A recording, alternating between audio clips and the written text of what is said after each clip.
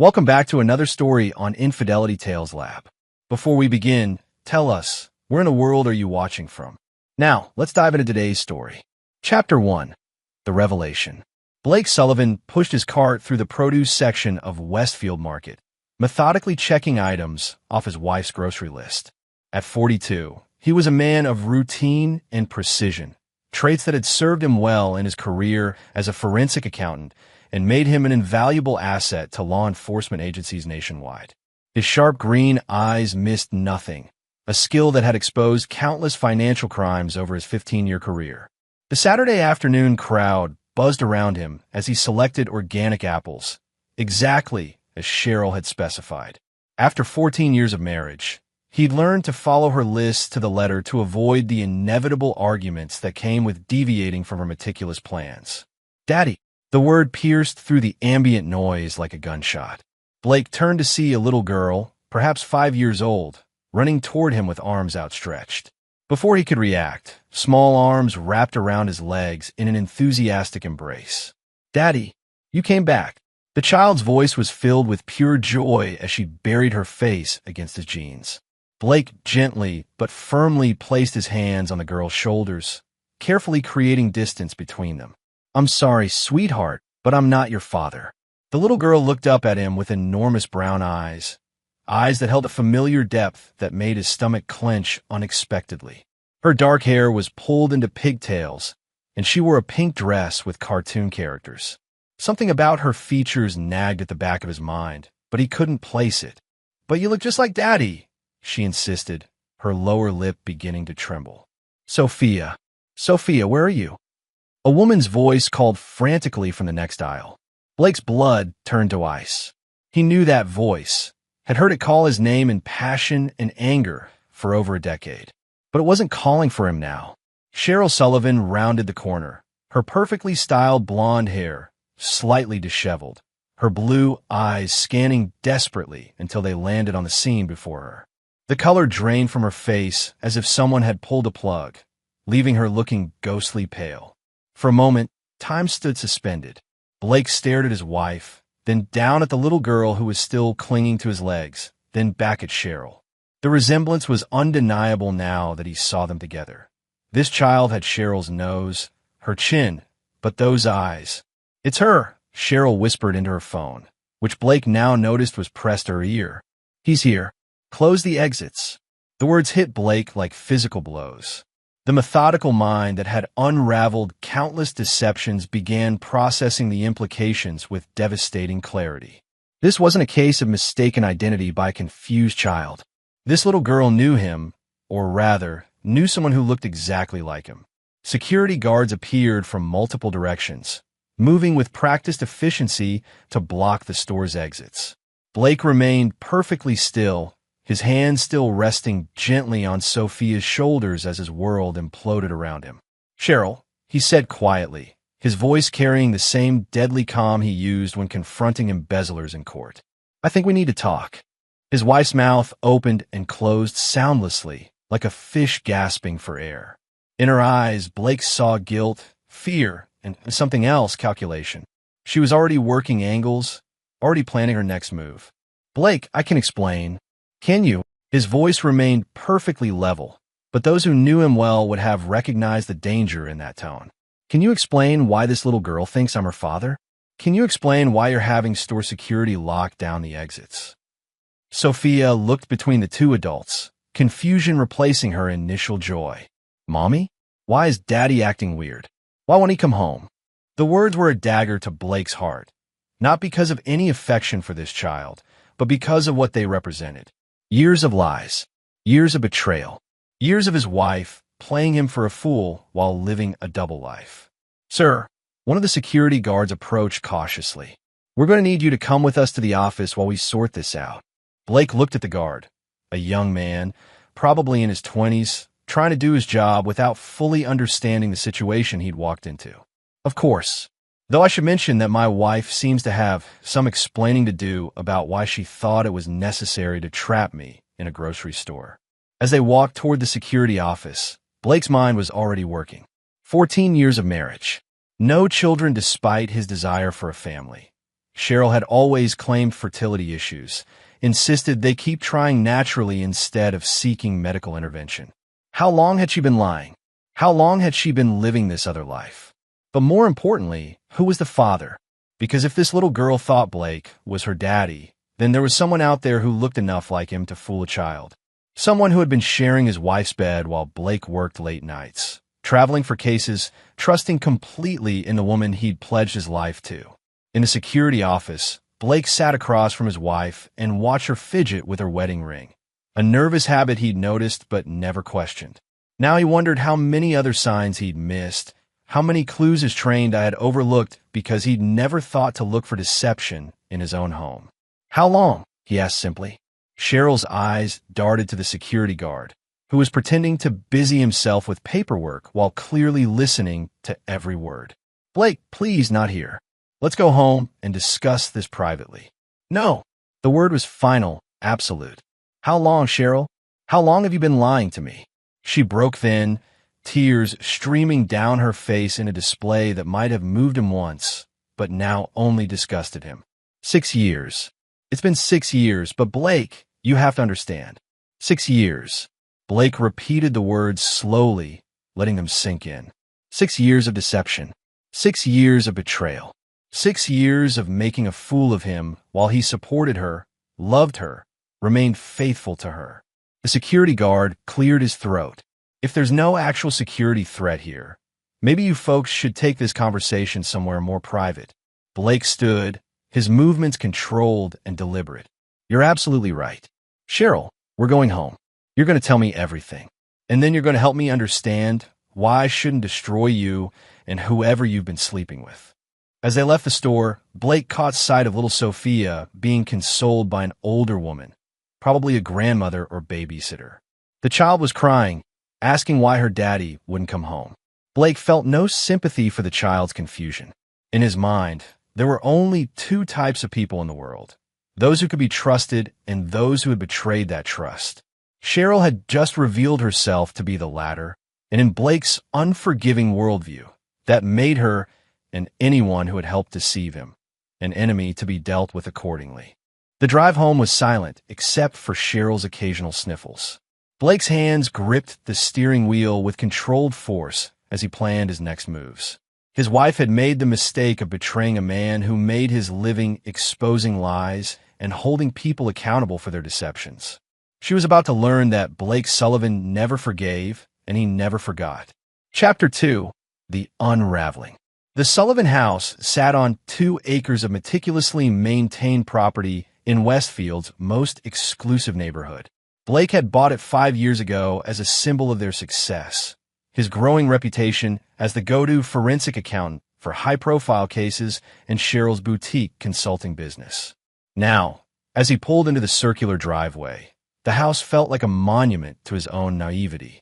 Inside, Cheryl immediately headed for the wine cabinet, her hands trembling as she poured herself a generous glass of Chardonnay. Blake remained standing, his arms crossed, watching her every movement with the same intensity he brought to analyzing financial records. Start talking, he said. Cheryl took a large gulp of wine before speaking. His name is Ian Snell. He's a contractor. He renovated the Marriott downtown about 6 years ago. I was handling their interior design consultation. Blake's mind immediately began cataloging details. Ian Snell, contractor. 6 years ago would have been when Blake was traveling extensively for the Henderson embezzlement case, sometimes gone for weeks at a time. Physical resemblance, Blake said. It wasn't a question. Yes. Cheryl's voice was barely a whisper. Same height, same build, same coloring. Even our friends have commented on it when they've seen him around town. Around town. Blake's voice was dangerously quiet. He lives here, in Westfield. He moved here about 4 years ago. Bought a house on Elm Street. She took another drink. Blake, you have to understand, it wasn't supposed to happen. I was lonely. You were always working. Don't. The word cut through her excuse like a blade. Don't you dare try to blame this on me. You made a choice. Multiple choices. For 6 years. Blake began pacing, his mind working through timelines and implications. The fertility issues. The doctor visits you always went to alone. The business trips you started taking 2 years ago. Each statement was met with Cheryl's guilty silence, confirming what Blake already knew. There had been no fertility issues, at least not on his part. The doctor visits had likely been prenatal appointments. The business trips had been opportunities to play house with Ian Snell and their daughter. "What do you tell Sophia I am when I'm not around?" Blake asked.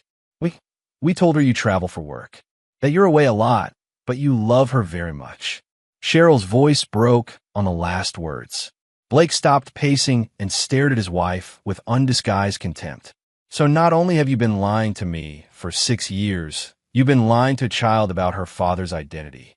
You've made me into some absent deadbeat dad in her mind. It's not like that.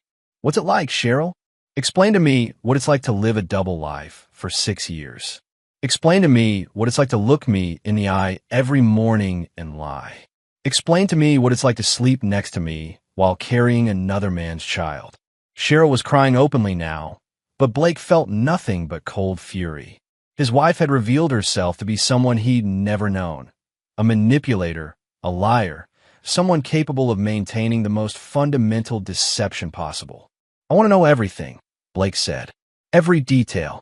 Where you meet, how often, what story you've told him about me. Everything." "Blake, please." "Everything, Cheryl. Because you have 2 choices right now. You can tell me everything voluntarily, or I can find it out myself. And I think we both know I'm very good at finding things out." The threat was clear. Blake's reputation for uncovering hidden assets and secret transactions was legendary in law enforcement circles. Financial infidelity was child's play compared to what he'd exposed in federal court. Cheryl must have recognized the futility of continued lies because she began talking. The affair had started during a business dinner. Ian had pursued her aggressively, and she'd been flattered by the attention from a man who looked so much like Blake, but seemed more attentive, more present. "He doesn't know about you," Cheryl admitted. "I mean, he knows I'm married, but I told him we were separated, that you were emotionally abusive and that I was planning to divorce you, but was afraid of the financial implications." Blake's laugh was harsh and humorless. "Emotionally abusive? That's rich. What else did you tell him about me? That you were controlling, that you monitored my spending and isolated me from friends, that you threatened me when I talked about leaving." Each lie felt like another wound, but Blake's anger was crystallizing into something colder and more dangerous: calculation. "So Ian Snell thinks he's the knight in shining armor, rescuing the poor abused wife from her terrible husband. Something like that. And Sophia? What does she know about our living arrangement? We told her that mommy and daddy can't live together right now because of work, but that we love her very much. When she asks why you don't visit more, I tell her you're busy with important business trips." Blake resumed pacing, his mind racing through possibilities. Ian Snell thought he was the hero in this story. Sophia thought Blake was her absent but loving father. And Cheryl had crafted an elaborate fiction that painted Blake as the villain while positioning herself as the victim. "Where do they live?" Blake asked. "Ian's house on Elm Street. Sophia stays there most of the time, but she has her own room at my apartment." "Your apartment?" Blake's voice was deadly quiet. "What apartment, Cheryl?" His wife looked up with wide, frightened eyes. "The one on Maple Street. I rented it 3 years ago for when I needed space." Blake felt the final pieces of his marriage crumbling around him. "You've been maintaining 2 households, playing the devoted wife here, while playing house with your lover and daughter across town." "Blake, I never meant for it to go this far. It evolved. It evolved." Blake tested the words. 6 years of lying evolved. Creating a child with another man evolved. Building an entire false life evolved. He stopped in front of Cheryl, looking down at her with the same expression he wore when confronting criminals in court. "Here's what's going to happen. You're going to give me every detail about Ian Snell, where he works, what projects he's on, what his schedule looks like. You're going to tell me about the apartment, the finances, how you've been paying for this double life. What are you going to do?" Blake's smile was cold and predatory. "I'm going to do what I do best, Cheryl. I'm going to find out exactly who Ian Snell is, and then I'm going to destroy both of you. Completely. Methodically. And by the time I'm done, You'll wish you'd never heard my name. Blake, please think about Sophia. She's just a child. Sophia is not my concern. You made sure of that when you spent 6 years letting her believe I was her absent father. You want to protect her? You should have thought about that before you decided to build her entire life on a foundation of lies. Blake grabbed his keys from the kitchen counter. I'm going to a hotel tonight. You're going to stay here and write down everything, every detail about your relationship with Ian, every lie you've told, every financial arrangement you've made. When I come back tomorrow, we're going to plan exactly how this is going to end. As he headed for the door, Cheryl called out desperately, Blake, can we work this out? Can we go to counseling? Blake paused at the door without turning around. Cheryl, there are only 2 types of people in this world. Those who can be trusted and those who betray that trust. You show me exactly which type you are. And I've never forgiven a betrayal in my life. I'm not about to start now. The door closed behind him with a soft click that sounded like a final judgment. Chapter 3. The Investigation. Blake checked into the Westfield Marriott, the same hotel where his wife had first met her lover 6 years ago. The irony wasn't lost on him as he set up his laptop in the suite and began what he did best, following the money and uncovering the truth. His first call was to Tommy Williams, a private investigator he'd worked with on several federal cases. Tommy specialized in background investigations and surveillance, and he owed Blake several favors. Tommy, I need a complete workup on someone. Everything you can find. Name is Ian Snell, contractor, lives on Elm Street in Westfield. I need it fast, and I need it thorough. Personal or professional? Tommy asked. Very personal. And Tommy? This stays between us. Understood. Give me 48 hours. Blake's next call was to his accountant and longtime friend, Charles Gonzalez. Charles, I need you to audit my personal finances for the last 6 years. Every account, every transaction. I'm looking for unexplained expenditures, hidden accounts, anything that doesn't fit normal patterns. Blake, is everything okay? Everything is about to be much better. How quickly can you have this done? If I drop everything else? 2 days. Drop everything else. Blake spent the rest of the evening accessing public records from his laptop. Ian Snell, age 38, born in Denver, moved to Westfield 4 years ago. He owned Snell Construction, a mid-sized operation that specialized in commercial renovations. The business appeared legitimate and successful, with several high-profile projects around the state. Property records showed Ian had purchased the house on Elm Street for $450,000 cash 4 years ago. Interesting for a contractor, but not impossible if business was good. The house was a 4-bedroom colonial on a quarter-acre lot, recently renovated with high-end finishes. Blake cross-referenced the timing of Ian's move to Westfield with Cheryl's credit card statements, which had access to through their joint accounts. Sure enough, charges at restaurants and hotels in the area had begun appearing around the same time. By midnight, Blake had constructed a timeline of the affair. It had started 6 years ago during the Marriott project. Sophia had been born 5 years ago, making her conception occur approximately 3 months into the affair. Ian had moved to Westfield when the child was 1, suggesting the relationship had become serious enough for him to relocate his business. Blake's phone buzzed with a text from Cheryl. I wrote everything down like you asked. Please call me. We need to talk. He deleted the message without responding. Tomorrow would be soon enough to review his wife's confession. Tonight, he had more research to do. Blake accessed the state licensing board database and pulled Ian's contractor license information. Clean record, no complaints, properly bonded and insured. He searched court records for any litigation involving Ian or his business. Nothing significant, just a few minor contract disputes that had been settled out of court. Social media revealed more personal details. Ian's Facebook page showed a man who looked remarkably similar to Blake. Same dark hair, same build, same general features. But where Blake was methodical and controlled, Ian appeared more carefree, posting photos of hiking trips, brewery visits, and construction projects. More importantly, the photos showed Ian with a little girl who was unmistakably Sophia. In the pictures, they were at parks, at the beach, at children's events. The photos were captioned with things like Daddy-Daughter Day and My Little Princess. Ian clearly believed he was Sophia's father and was apparently devoted to the role. Blake found Cheryl in several of the more recent photos, though she was tagged as Sophie's mom rather than by name. The photos showed a happy family: Ian, Cheryl, and Sophia at birthday parties, holiday gatherings, and casual outings. The sight of these images filled Blake with cold rage. While he'd been working to build their future, Cheryl had been building an entirely different life with another man. She'd been playing wife and mother in Ian's world while maintaining the facade of marriage in Blake's. A deeper dive into Ian's business revealed he'd been awarded several significant contracts over the past 4 years, including a $2.3 million courthouse renovation and a $1.8 million hospital expansion. For a contractor who'd relocated from out of state, Ian had built an impressive client base remarkably quickly. Blake made a note to investigate how Ian had secured these contracts. In his experience, rapid success in a new market often involved connections, referrals, or other forms of assistance that might prove useful leverage. His phone rang at 1:30 a.m. Cheryl's name appeared on the screen. Blake let it go to voicemail, then listened to her tearful message asking him to come home so they could work things out. He deleted that message as well.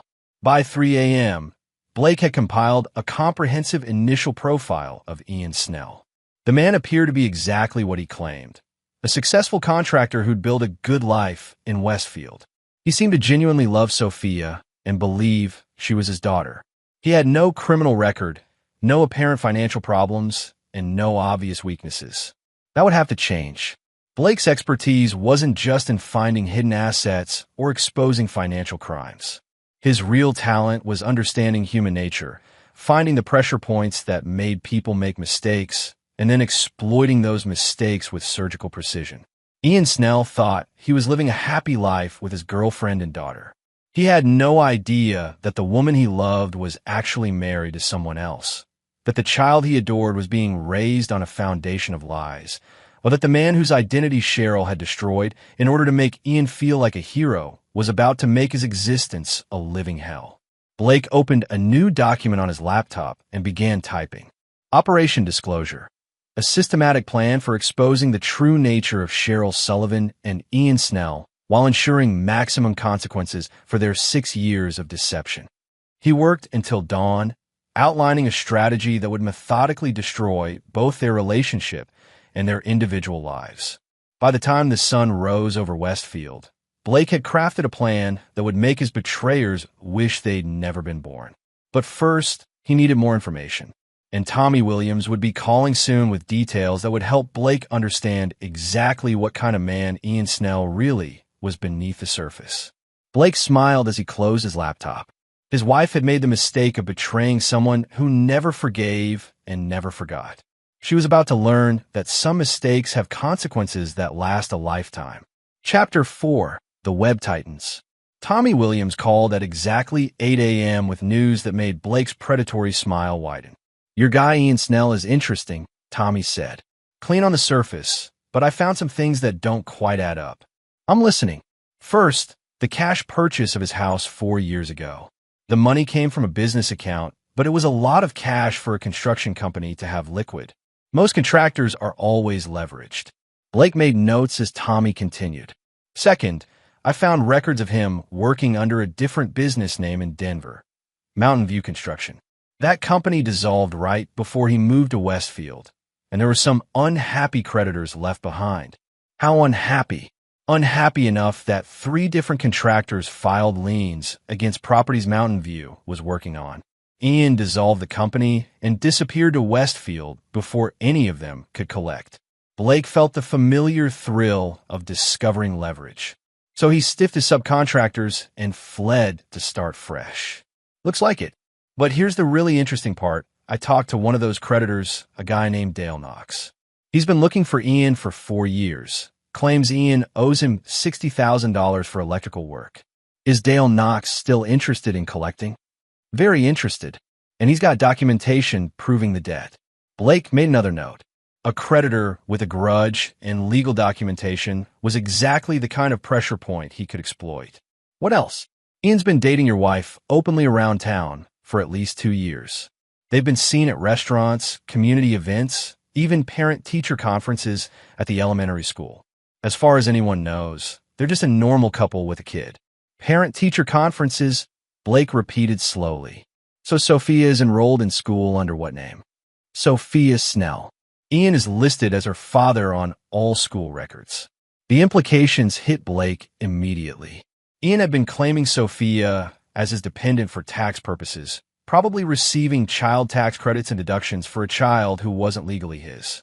Meanwhile, Blake had been claiming no dependents because Cheryl had insisted they weren't ready for children. Tommy, I need you to dig deeper into Ian's financial records. Tax returns, bank statements, anything you can legally access. I also need surveillance on both Ian and Cheryl, schedules, routines, who they meet with. That's going to take more resources. Money is no object. And Tommy, I need you to reach out to Dale Knox. Tell him I might be able to help him collect what he's owed. After ending the call, Blake drove home to retrieve Cheryl's written confession. She met him at the door, looking haggard and desperate. Blake, thank God you're back. I've been thinking all night, and I know we can work this out. Where's what I asked you to write? Cheryl handed him a 10-page document. Blake scanned it quickly, noting key details. The affair had indeed started 6 years ago. Cheryl had been using a credit card Ian didn't know about to pay for her single mother apartment. She'd been telling Ian that Blake was emotionally abusive and that she was afraid to file for divorce because of his connections in law enforcement. You told him I was abusive, Blake said without looking up from the pages. I had to explain why I couldn't divorce you. He would have insisted on it otherwise. Blake finally looked at his wife. So you made me into the villain in your story. The controlling, abusive husband who keeps you trapped. It wasn't personal against you. It wasn't personal. Blake's voice was dangerously quiet. You turned the man my wife's daughter calls daddy against me by painting me as an abuser. You made me into a threat in their lives. How is that not personal? Cheryl seemed to realize she'd said something wrong. Blake, I'm sorry. I know how this looks. You have no idea how this looks. You have no idea what you've done or what's coming. Blake pocketed the confession and headed toward the door. Where are you going? To visit Ian Snell. I think it's time he learned the truth about the woman he's been living with. The drive to Elm Street took 15 minutes. Blake parked across from Ian's house and studied it carefully. The renovations were impressive. New windows, fresh paint, professional landscaping. A swing set in the backyard was visible through the fence, along with a small garden area that looked like something a child might help maintain.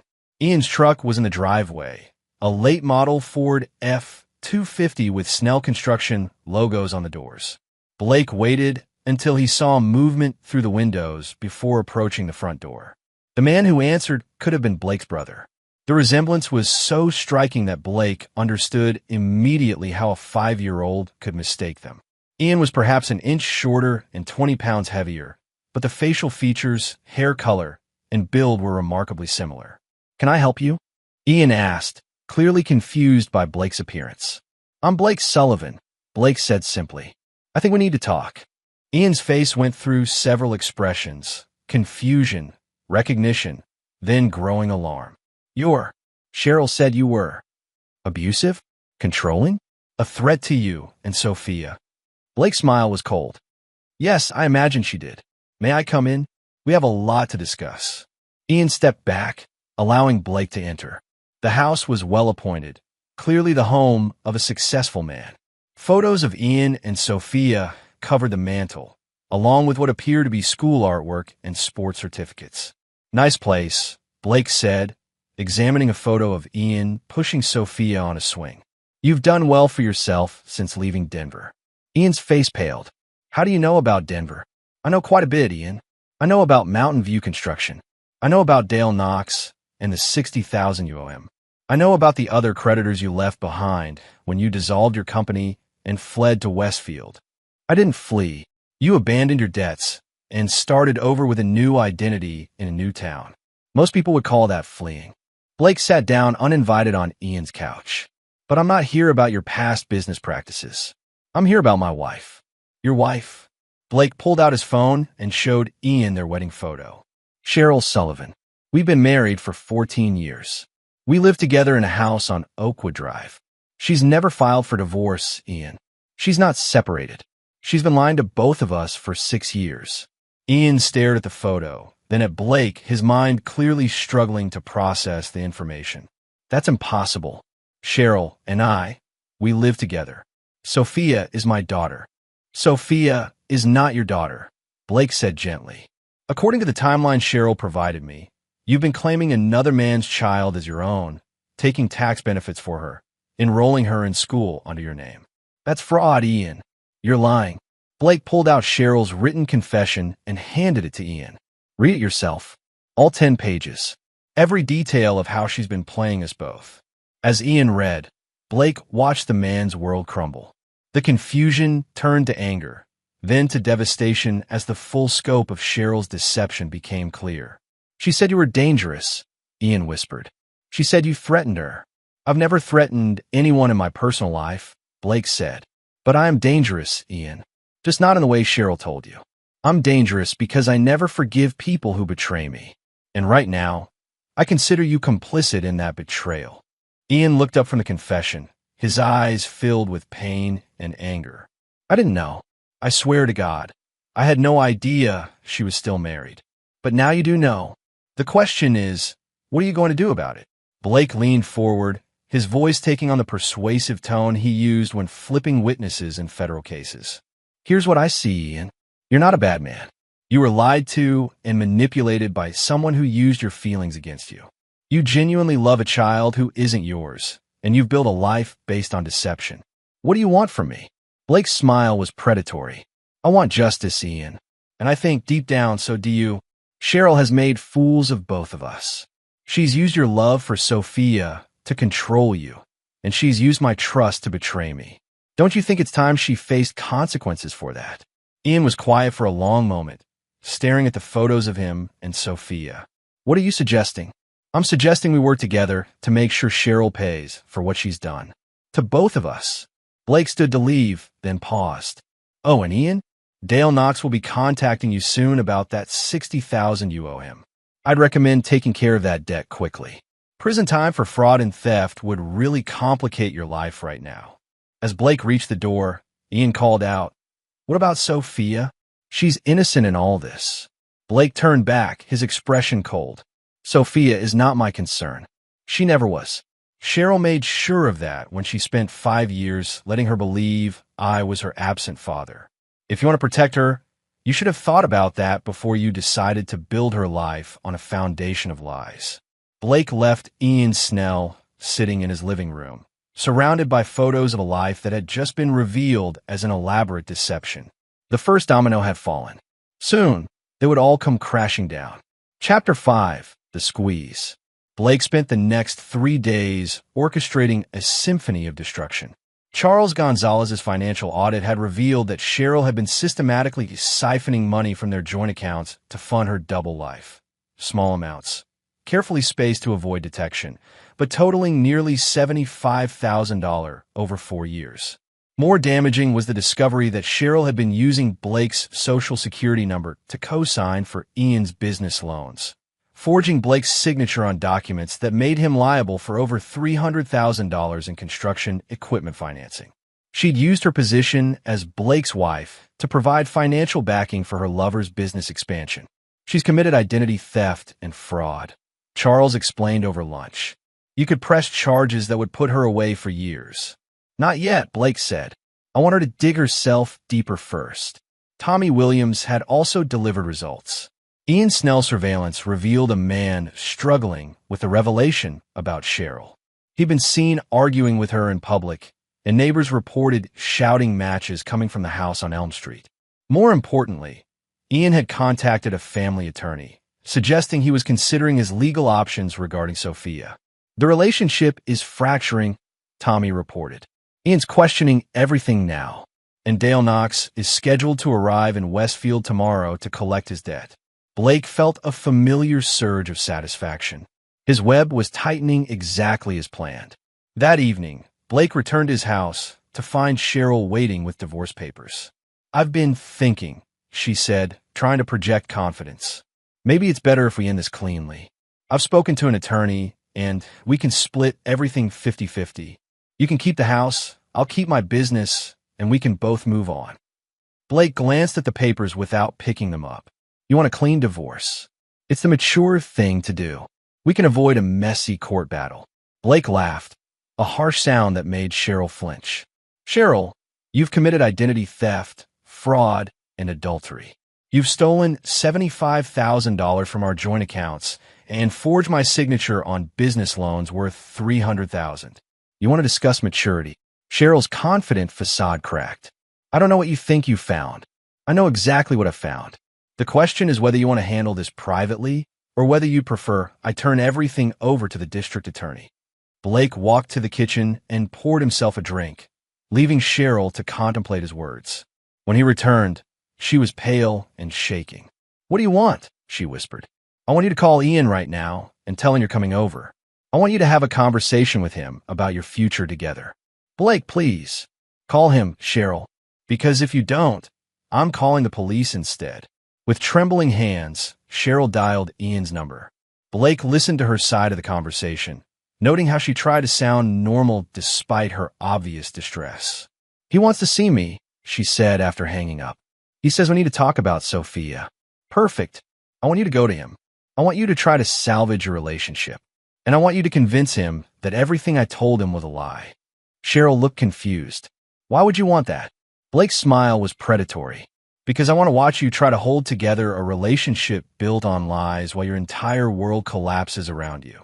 I want Ian to see exactly who you really are when the pressure builds. An hour later, Blake parked across from Ian's house and watched through the front window as Cheryl argued with her lover. Even from a distance, it was clear the conversation wasn't going well. Ian kept pointing at documents, probably Cheryl's confession, while she gestured frantically, trying to explain or justify her actions. Blake's phone rang. Dale Knox. I'm in town, Dale said. Just served Ian Snell with papers demanding payment of the $60,000 he owes me. He looked like he'd seen a ghost. How did he respond? Said he needed time to gather the money. I told him he had until Friday, or I'd file a criminal complaint for theft of services. Blake checked his watch. Today was Tuesday. That should be sufficient pressure. As Blake watched, Ian opened his front door and pointed for Cheryl to leave. She stood on his porch, pleading, but Ian slammed the door in her face. Cheryl stood there for several minutes, crying, before finally returning to her car. Blake followed her as she drove not home, but to an apartment complex on Maple Street, the secret apartment she'd maintained for 3 years. He watched her enter the building, then called Tommy Williams. I need you to check something for me. Cheryl Sullivan, apartment 4B at the Maple Street complex. I need to know who else has access to that unit. 20 minutes later, Tommy called back. The lease is in her name only, but building security cameras show Ian Snell has been a regular visitor for the past 2 years. Looks like he has a key. Blake smiled. Ian would undoubtedly use his key to confront Cheryl in her private space, the apartment where she constructed her single mother persona. The pressure was building exactly as Blake had planned. The next morning brought the news Blake had been waiting for. Tommy's surveillance revealed that Ian had indeed gone to Cheryl's apartment the previous night. Neighbors reported loud arguing that lasted until nearly 2 a.m. More importantly, Ian had left with several suitcases, suggesting he was moving out of the house they'd shared. Blake's phone rang at 10 a.m. Ian Snell. I need to talk to you, Ian said. His voice was strained, exhausted. Of course. Where would you like to meet? They agreed on a diner across town, neutral territory where they could speak privately. Blake arrived first and watched Ian enter, noting the man's haggard appearance. 2 days of learning the truth about Cheryl had clearly taken their toll. She's been lying about everything, Ian said without preamble as he sat down. The apartment, the money, the story about you being abusive. Everything. I know. She had credit cards I didn't know about. Bank accounts in her maiden name. She's been living 3 different lives. With you, with me, and completely alone in that apartment. Blake leaned back in his booth. The question is, what are you going to do about it? I don't know. Ian's voice was broken. Sophia? God, what am I supposed to tell Sophia? She thinks I'm her father. She doesn't even know you exist. That's your problem, Ian. You chose to build a relationship with a married woman. You chose to believe her lies about being separated. You chose to claim another man's child as your own. Ian looked up sharply. I didn't choose anything. I was lied to. Were you? Blake's voice was cold. Or did you choose not to ask too many questions because the story Cheryl told you made you feel like a hero? The knight in shining armor, rescuing the damsel in distress. Ian started to protest, but Blake continued. Did you ever ask to see divorce papers? Did you ever question why a supposedly separated woman still lived with her abusive husband? Did you ever wonder why she wouldn't give you her home address or phone number? Each question hit like a physical blow. Blake could see Ian realizing that he had, in fact, made choices. Choices to believe what was convenient rather than demand proof. You wanted to believe you were the good guy, Blake said. You wanted to believe you were saving Cheryl from a terrible situation. So you didn't look too hard at inconsistencies in her story. What do you want from me?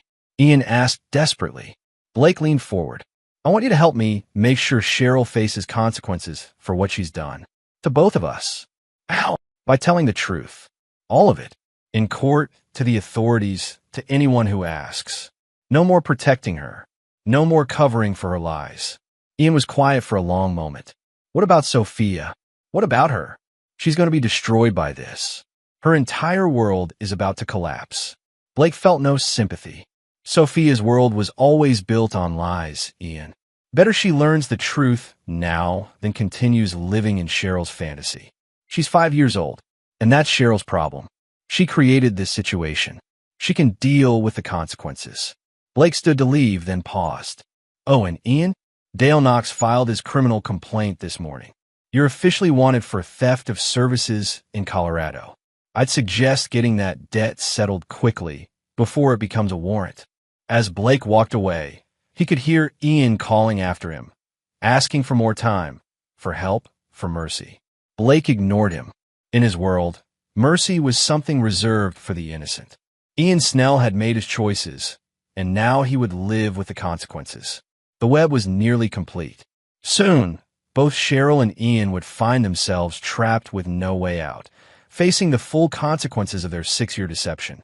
And Blake would be there to watch them both fall. Chapter 6, The Reckoning. Friday morning brought the collapse Blake had orchestrated. Dale Knox had made good on his threat. Ian Snell was arrested at his construction site on charges of theft of services, with additional charges pending for fraud related to his business practices in Denver. The arrest was very public, in front of Ian's crew and several clients, ensuring maximum damage to his professional reputation. Blake watched the local news coverage from his hotel room, noting how the reporter described Ian as a contractor who allegedly fled Colorado after defrauding multiple subcontractors. The story included file footage of Ian's house and several of his construction projects, effectively destroying his business credibility in Westfield. His phone rang immediately after the news segment ended. Cheryl, sobbing hysterically. Blake, you have to help him. Ian's been arrested, and Sophia saw it on the news. She's asking why the police took her daddy away. Ian Snell is not Sophia's daddy, Blake said calmly. He's a man who stole services in Colorado and fled the state to avoid paying his debts. If Sophia is confused about his relationship to her, that's because you've been lying to her for 5 years. Blake, please. I know you're angry, but this isn't about us anymore. This is about an innocent child. You should have thought about that innocent child before you decided to build her entire life on a foundation of deception. Blake ended the call and immediately dialed his attorney, Gerard Roman. Gerard, I need you to file several motions today. First, I want a restraining order against Cheryl to prevent her from accessing our joint accounts. Second, I want to press charges for identity theft and fraud. Third, I want a divorce filing that requests full disclosure of all her assets. Blake, this is going to get very ugly very quickly. It was always going to get ugly, Gerard. Cheryl made sure of that when she chose to destroy our marriage. Within hours, Cheryl was served with papers at her apartment. The restraining order froze all joint accounts, cutting off her access to the money she'd been using to maintain her double life. The fraud charges carried potential prison time, and the divorce filing demanded a complete accounting of how she'd spent marital assets to fund her affair. Tommy Williams called with updates on Ian's situation. He can't make bail. The judge set it at $200,000, and with his assets frozen for the creditor claims, he doesn't have access to that kind of money. What about his construction business? Dead. 3 clients canceled contracts today, and his bonding company dropped him. Word travels fast in the construction world. Blake felt the familiar satisfaction of a plan executed flawlessly.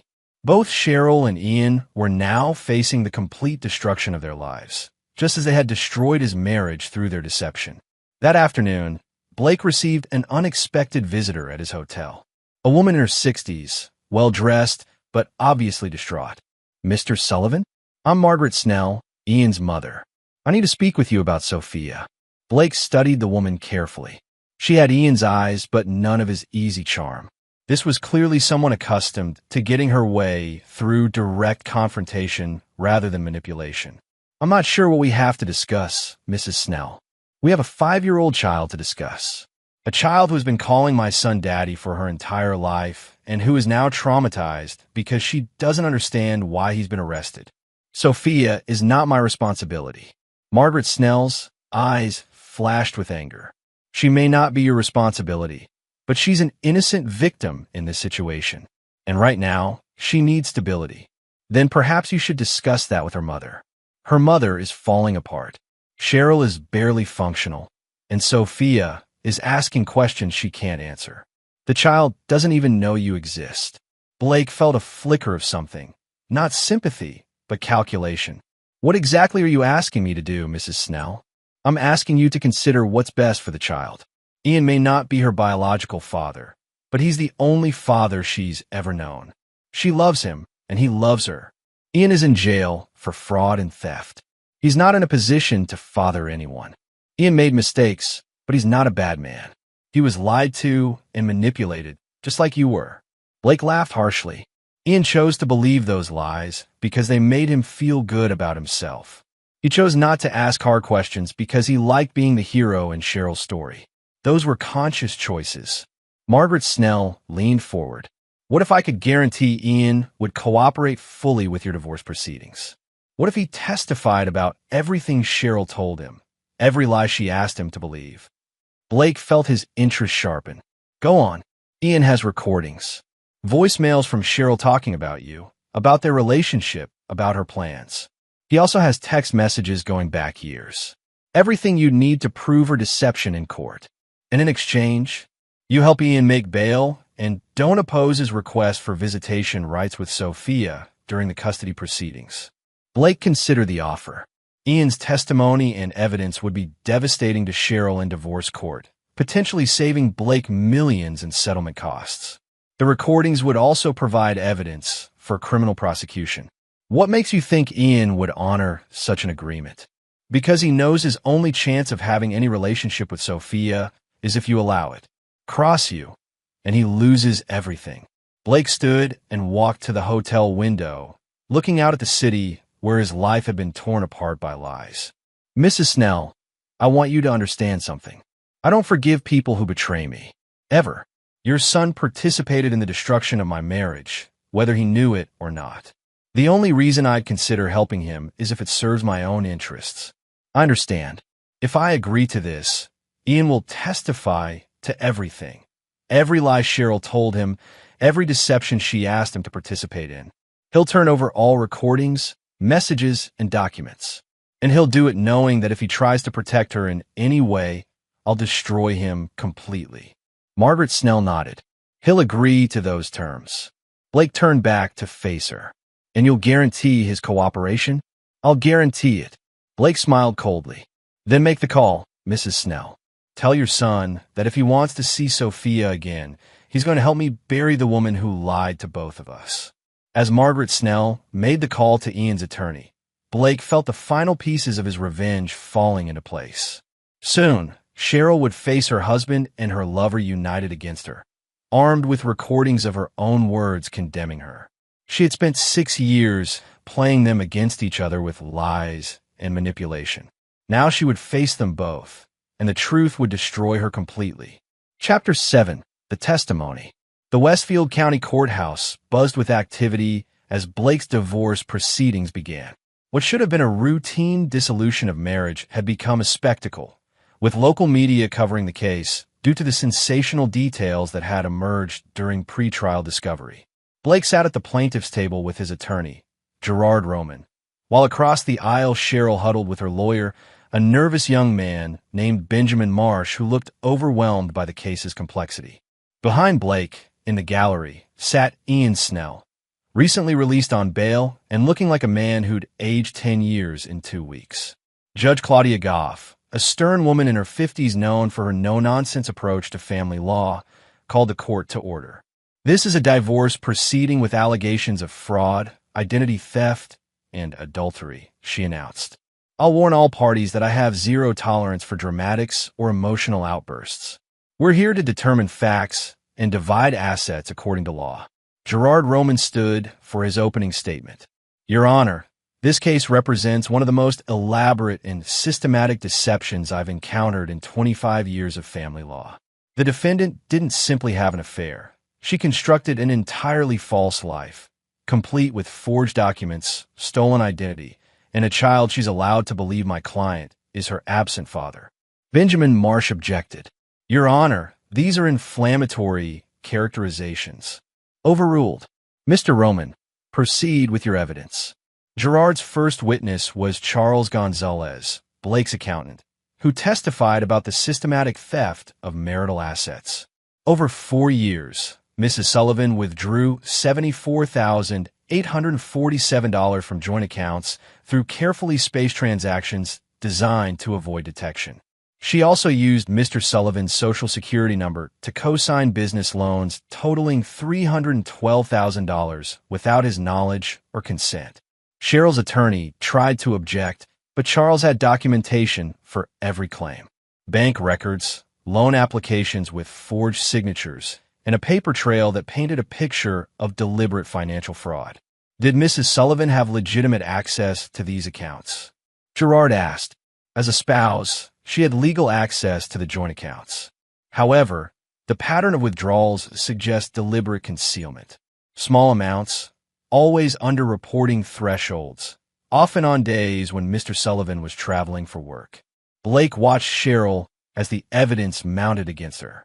She kept her eyes down, occasionally whispering to her attorney, but her body language betrayed her growing desperation.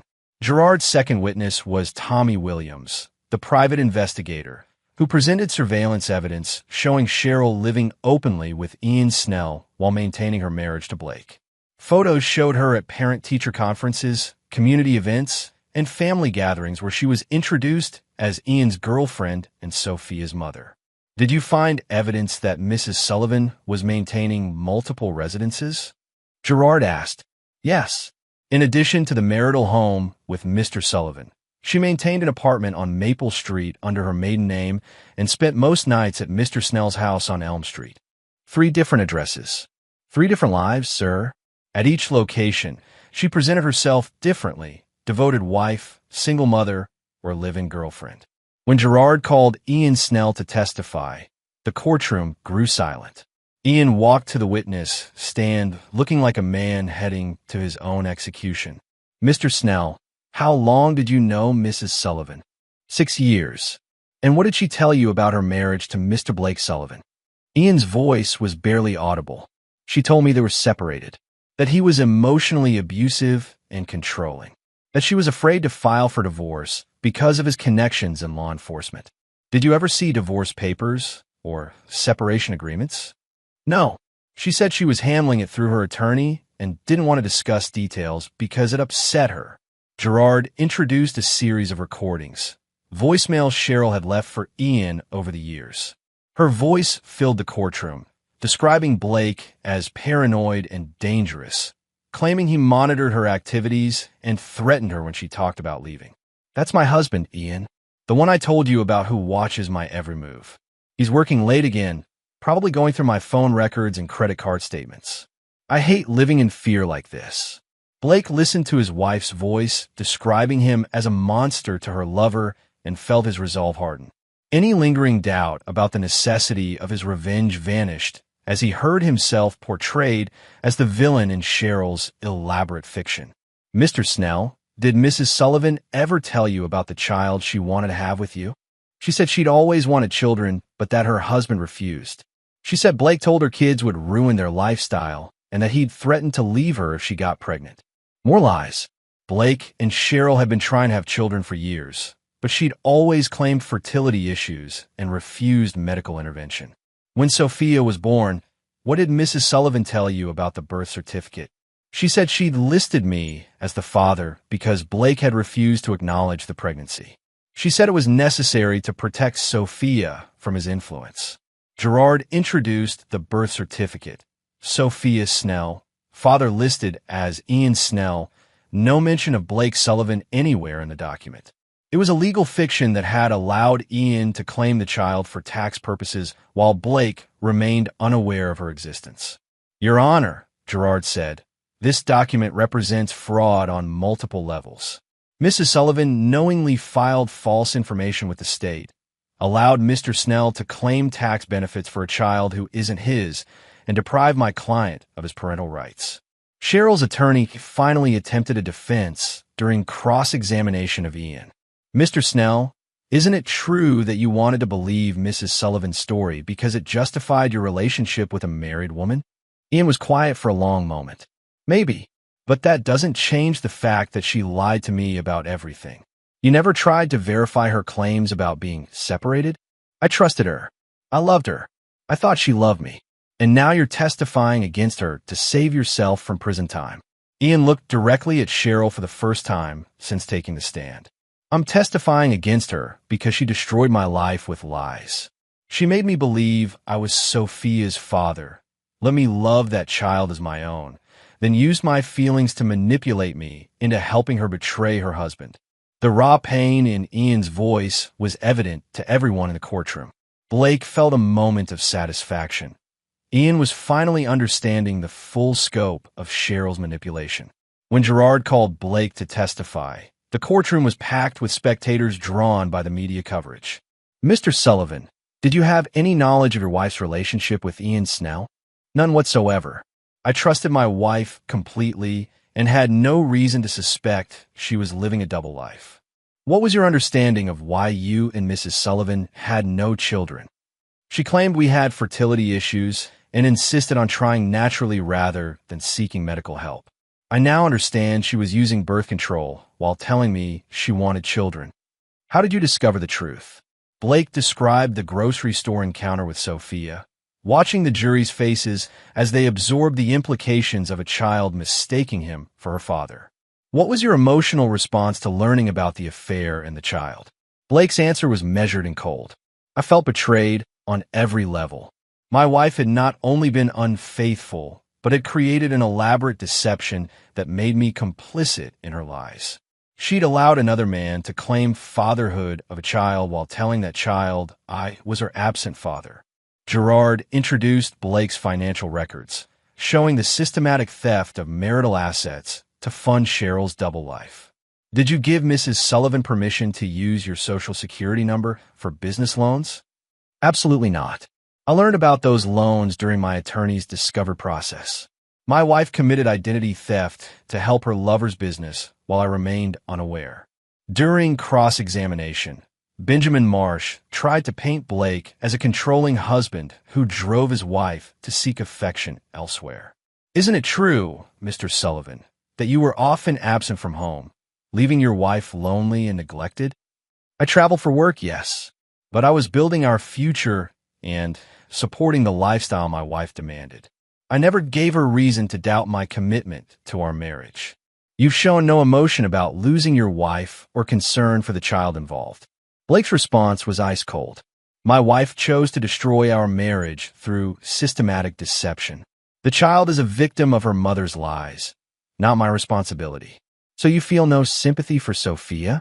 "I feel sympathy for any child raised on lies, but I cannot take responsibility for problems created by someone else's choices."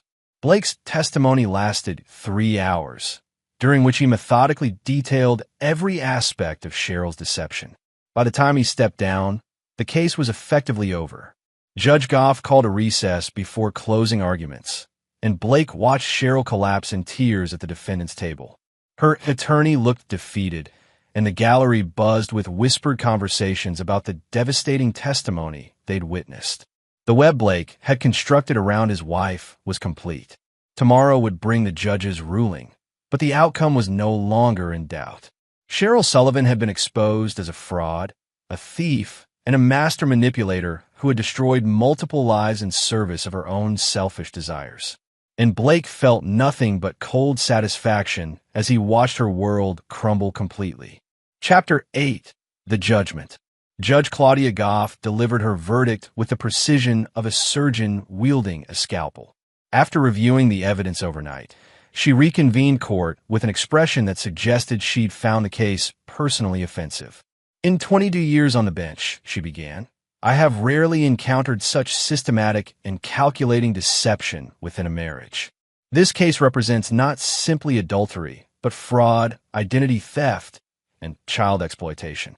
Blake sat motionless as the judge continued, noting Cheryl's trembling hands as she gripped the defendant's table. "Mrs. Sullivan, your actions constitute a complete betrayal of the marriage contract and the legal system itself. You have stolen marital assets, forged legal documents, and created false identities to facilitate your deception. More troubling, you have psychologically manipulated a child to serve your elaborate fiction." Judge Goff's voice grew harder. "The evidence shows you allowed Mr. Snell to claim paternity of a child who is not his biological offspring, depriving Mr. Sullivan of his parental rights while enabling Mr. Snell to claim fraudulent tax benefits. You have created legal documents listing false information and used your husband's identity without consent." Cheryl's attorney attempted to interject. "Your Honor, if we could consider mitigating circumstances." "There are no mitigating circumstances for fraud, Mr. Marsh. Your client's actions were deliberate, systematic, and designed to benefit herself at the expense of multiple victims." Judge Goff turned to the matter of asset division. "Given the evidence of financial fraud and identity theft, I am awarding Mr. Sullivan the entirety of the marital assets. Mrs. Sullivan has forfeited any claim to community property through her criminal behavior." Blake felt cold satisfaction as Cheryl gasped audibly. She would leave the marriage with nothing: no house, no savings, no retirement accounts. Furthermore, the judge continued, "Mrs. Sullivan will be responsible for the $312,000 in fraudulent business loans she secured using Mr. Sullivan's identity. These debts will not be divided as marital obligations since they were obtained through criminal means." The crushing financial judgment was only the beginning. Judge Goff addressed the matter of Sophia's paternity. "This court orders immediate DNA testing to establish the biological father of the minor child. Additionally, the false birth certificate listing Mr. Snell as the father will be amended to reflect accurate information once paternity is established." Blake watched Ian Snell shift uncomfortably in the gallery. The man who had played father to Sophia for 5 years was about to lose any legal claim to the child he'd raised. "Mrs. Sullivan, you will also face separate criminal charges for identity theft, fraud, and filing false legal documents. This court is referring your case to the district attorney's office for prosecution." Cheryl was now openly sobbing, but Judge Goff showed no sympathy. "Your actions have traumatized a child, destroyed multiple lives, and made a mockery of the institution of marriage. The damage you have caused through your selfishness is incalculable." The judge turned to Blake. "Mr. Sullivan, while I understand your anger, I encourage you to consider the welfare of the minor child in future proceedings. Regardless of the circumstances of her birth, Sophia is an innocent victim who has known no other father than Mr. Snell." Blake's response was measured. "Your Honor, I appreciate the court's concern, but I cannot take responsibility for problems created by someone else's deception. If Sophia is traumatized, that is the direct result of her mother's choices." Judge Goff nodded grimly. "Nevertheless, future custody arrangements will need to consider the child's emotional well-being and existing relationships." After court adjourned, Blake stood outside the courthouse watching Cheryl emerge in handcuffs. The criminal charges had been filed immediately, and bail had been set at $500,000. She looked broken, defeated.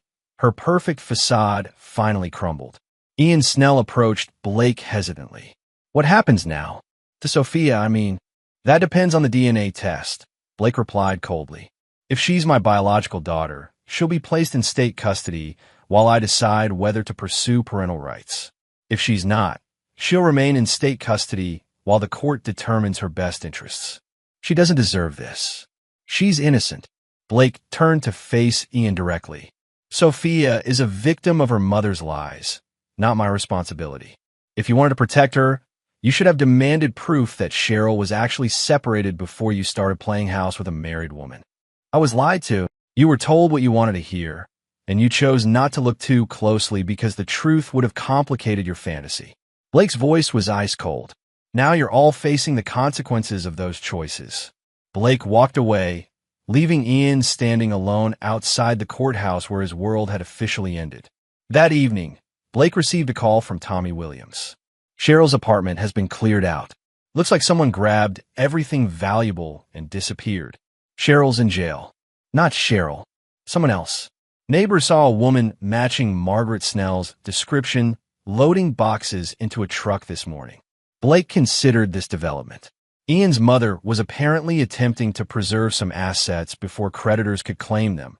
A futile gesture, since the court judgment had been crystal clear. His phone rang again. Gerard Roman. "Blake, we have a problem. Cheryl's attorney is claiming she has information about federal tax fraud involving Ian's business. He's suggesting she might cooperate with authorities in exchange for reduced charges." Blake smiled coldly. Even facing complete destruction, Cheryl was looking for angles, trying to find leverage against the man she'd manipulated for 6 years. "Let her cooperate," Blake said. "Ian's business is already destroyed, and any tax fraud charges will only add to his problems. Cheryl has nothing left to bargain with." "There's something else." The DNA results came back early. "Sophia is your biological daughter." Blake was quiet for a long moment, processing this information. Despite everything, some part of him had hoped the child wasn't his, that he could walk away from this situation without any ongoing complications. "What are my options? You can pursue custody, abandon parental rights, or arrange for supervised visitation. Given the circumstances, the court will likely support whatever decision you make." Blake considered his choices. Sophia was his daughter biologically, but she'd been raised believing Ian Snell was her father. She had no knowledge of Blake's existence and would undoubtedly be traumatized by the truth. "I want to see her first," Blake decided, "before I make any long-term decisions. I'll arrange a supervised visit through family services." As Blake ended the call, he reflected on the complete destruction he'd orchestrated. Cheryl faced years in prison and crushing debt. Ian's business was ruined, his reputation destroyed, and his parental rights terminated. Both of his betrayers had lost everything. But there was still the matter of Sophia, an innocent child caught in the middle of adult deceptions. Blake felt no paternal instincts toward her, no emotional connection to a daughter who'd been hidden from him for 5 years. She was simply another complication created by Cheryl's lies. Tomorrow, he would meet the child who carried his DNA but called another man daddy. He would look into the eyes of a 5-year-old whose entire world had been built on deception and decide whether she deserved any place in his life. Blake Sullivan had always been a man who dealt in absolutes, trust or betrayal, loyalty or abandonment, mercy or destruction. Now he faced the most difficult decision of his life: what to do with the innocent victim of his wife's elaborate deception.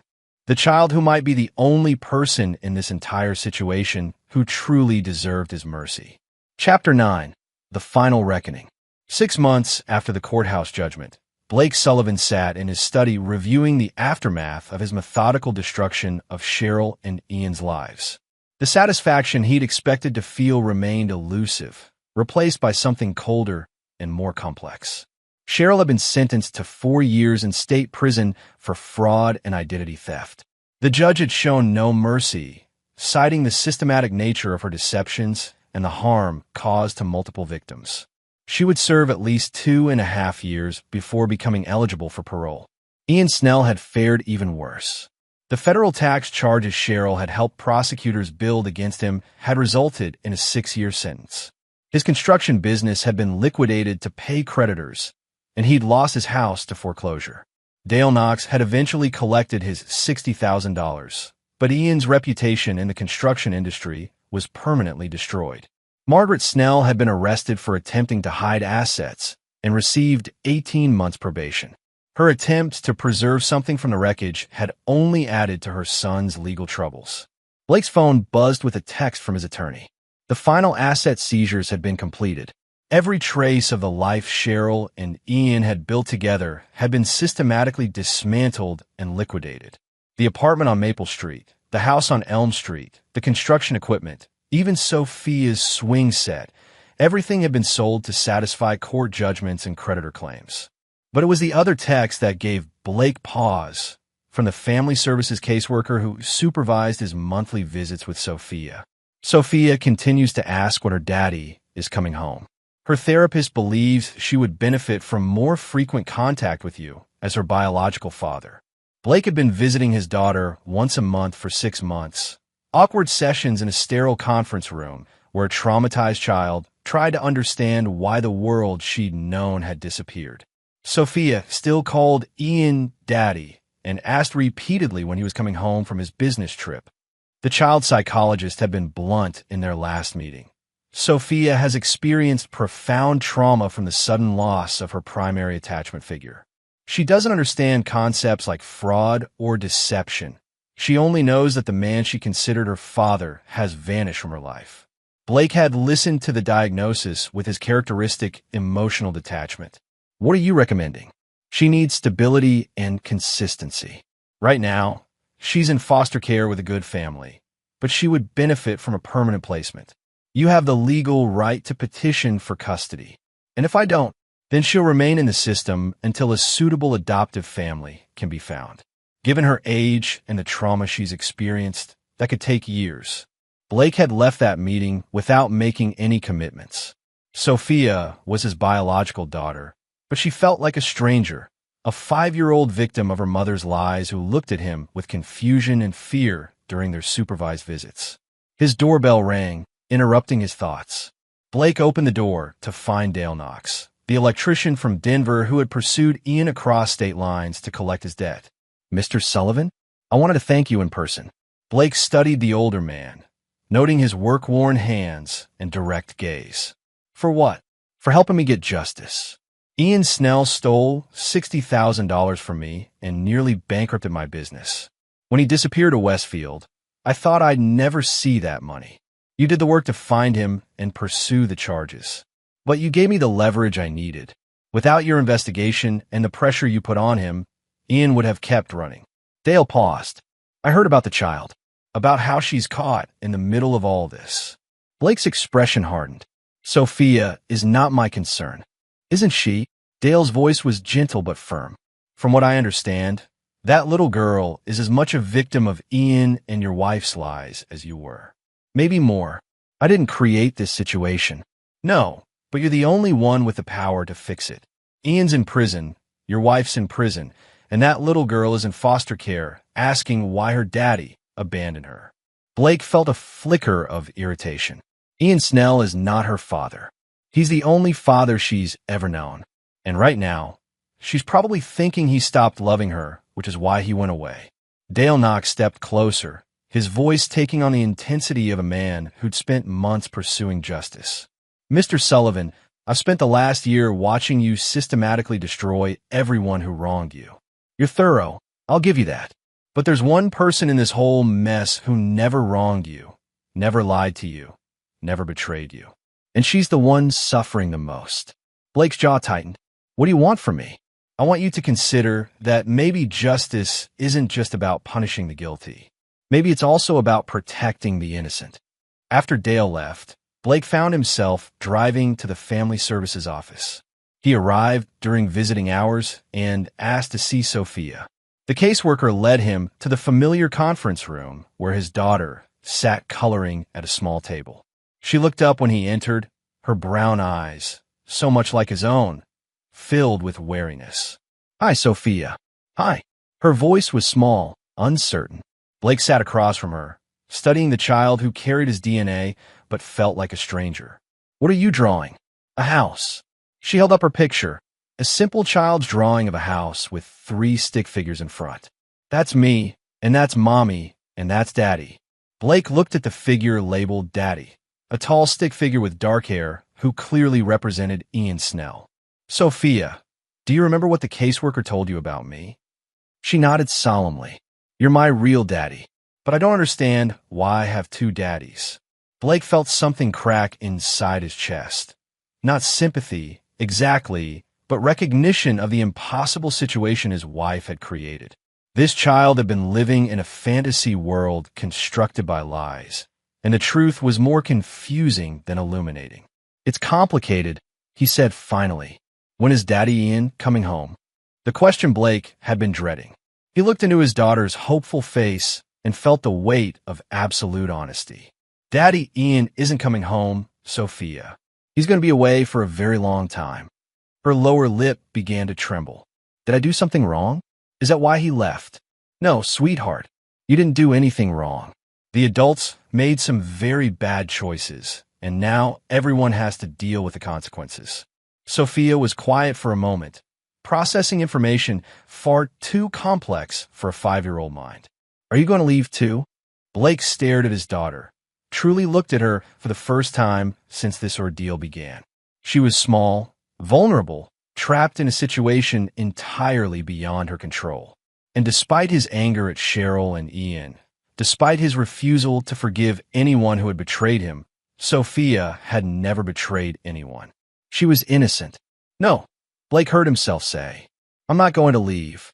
3 months later, Blake stood in the same courthouse where he destroyed his wife's life, this time petitioning for custody of his daughter. The judge was different, but the gravity of the situation was the same. "Mr. Sullivan, you understand that custody involves significant responsibilities and sacrifices?" "I understand, Your Honor. The child has experienced severe trauma and will require ongoing therapy and support. Are you prepared for that commitment?" Blake looked at Sophia, sitting with her caseworker in the gallery. She was wearing a new dress he'd bought her and clutching a stuffed animal, small signs of the stability he'd been trying to provide during their increased visitation. "I'm prepared, Your Honor." The judge granted the custody petition, and Blake felt something he hadn't experienced in months. Not satisfaction from destroying his enemies, but the quiet weight of responsibility for protecting someone who couldn't protect herself. That evening, Blake sat in his study while Sophia played in her new bedroom, the room he'd spent 2 weeks preparing with furniture, toys, and decorations appropriate for a 5-year-old girl. The irony wasn't lost on him that he was now caring for the child his wife had hidden from him while conducting her affair. His phone rang. Gerard Roman. "Blake, I have news about Cheryl. She's requesting a meeting. Says she has something important to tell you about Sophia." Blake considered this. Cheryl had lost every appeal, exhausted every legal option, and was serving her sentence in a women's facility 2 hours away. What could she possibly have left to say? "Schedule it," Blake decided. "I'll see what she wants." 1 week later, Blake sat across from his ex-wife in the prison visiting room. Cheryl looked haggard, her blonde hair now showing gray roots, her face gaunt from prison food and stress. The elegant woman who had deceived him for 6 years was gone, replaced by someone who looked older and defeated. "Blake, thank you for coming." "What do you want, Cheryl?" She gestured toward the photographs Blake had brought, pictures of Sophia in her new room at the park during their first family dinner. Images of a child adapting to a new life with her biological father. "She looks happy," Cheryl said quietly. "She's adjusting. I heard Ian try to contact her through his mother." Blake's expression hardened. That contact was blocked. Ian Snell has no legal relationship to Sophia.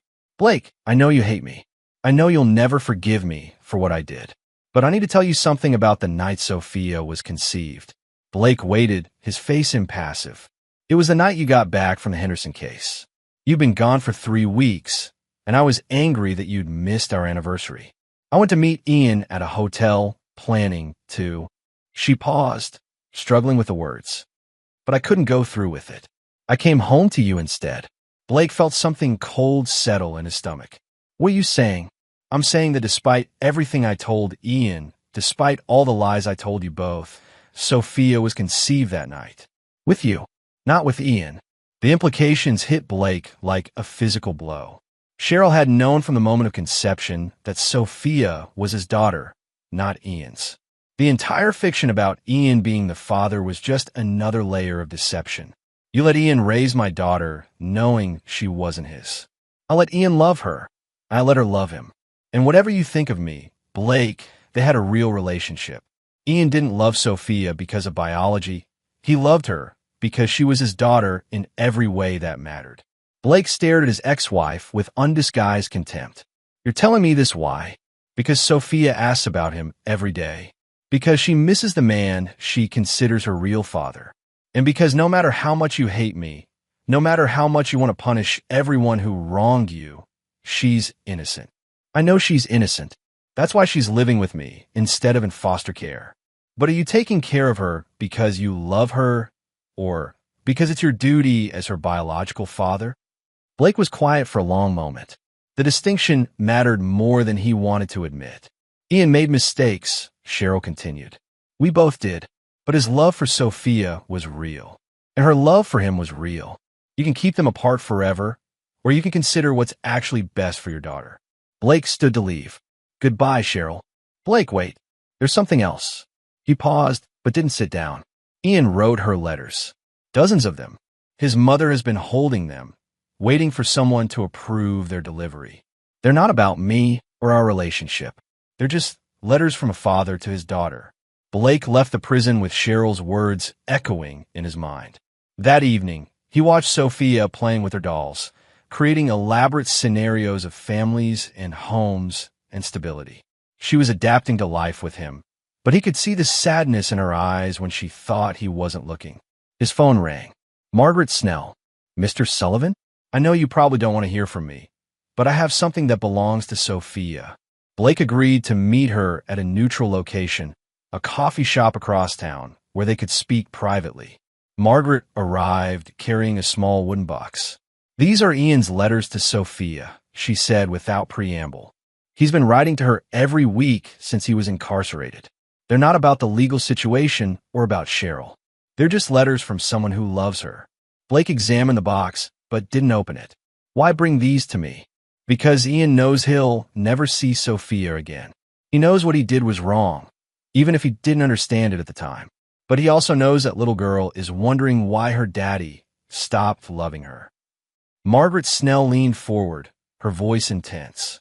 Mr. Sullivan, I've watched you destroy my son's life, and I can't say he didn't deserve it. But Sophia didn't deserve to lose the only father she'd ever known. I'm her father. You're her biological father. Ian was her daddy, the man who taught her to ride a bike, who read her bedtime stories, who held her when she had nightmares. You can't replace that relationship, no matter how hard you try. Blake felt the familiar anger rising. Ian built that relationship on lies. Ian built that relationship on love. The lies came from Cheryl, not from him. Margaret placed the box on the table between them. Read them. If you think they're inappropriate, destroy them. But if they're just letters from someone who loves her, maybe consider letting her have them. That night, after Sophia was asleep, Blake opened the box and began reading Ian's letters. They were exactly what Margaret had described. Simple notes from a man who missed the child he'd raised. Stories about his day, memories of their time together, expressions of love and hope that she was happy. One letter stood out. Dear Sophia, I hope you understand that sometimes adults make mistakes that hurt the people they love. I made mistakes, and now I can't be with you the way I want to be. But I want you to know that being your daddy was the best thing that ever happened to me. You made me want to be a better person. I hope your real daddy takes good care of you, and that you're happy. Love always, Daddy Ian. Blake set the letters aside and went to check on Sophia. She was sleeping peacefully, surrounded by the toys and decorations he'd provided. But her nightstand held a framed photo of her with Ian at the park, a picture she'd insisted on keeping despite everything that had happened. Blake Sullivan had spent his entire adult life believing in absolutes, trust or betrayal, loyalty or abandonment, mercy or destruction. He'd built his reputation on the principle that betrayers deserved no forgiveness, no second chances, no mercy. But as he looked at his sleeping daughter, Blake realized that sometimes the most powerful choice wasn't between mercy and justice.